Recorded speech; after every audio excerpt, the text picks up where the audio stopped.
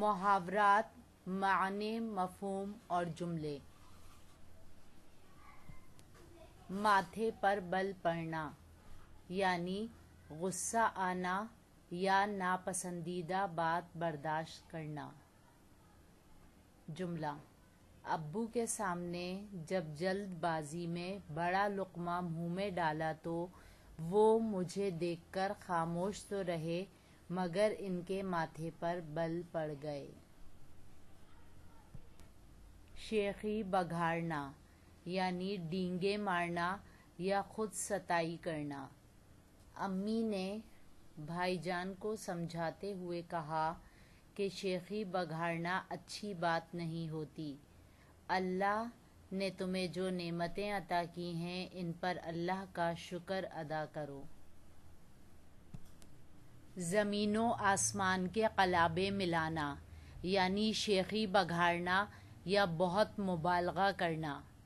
باجی نے میرا عید کا سوٹ دیکھ کر کہا کہ یہ کوئی اتنا خوبصورت بھی نہیں ہے کہ تم اس کی تعریف میں زمین و آسمان کے قلابے ملا رہی ہو۔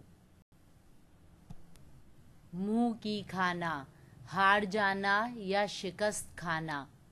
فٹ بال کے میچ میں حریف ٹیم کو منہ کی کھانا پڑی کیونکہ ہماری ٹیم نے شاندار کھیل پیش کر کے فتح اپنے نام کر لی۔ بھڑک اٹھنا، مشتعل ہو جانا یا جلنا۔ چھوٹی چھوٹی بات پر بھڑک اٹھنا اچھی بات نہیں ہے، ہمیں اپنے غصے پر قابو رکھنا چاہیے۔ حلق میں کانٹے پڑنا یعنی بہت پیاسا ہونا۔ جب امی بازار سے لوٹیں تو کہا کہ اف، آج تو اتنی شدید گرمی ہے کہ حلق میں کانٹے پڑ رہے ہیں، جلدی سے ٹھنڈا پانی پلاؤ۔ شگوفے کھلانا، نئی بات کہنا یا عجیب بات کہنا۔ دادی جان نے کہا، کیا بات ہے جو آج تم اتنی خوش ہو اور شگوفے کھلا رہی ہو؟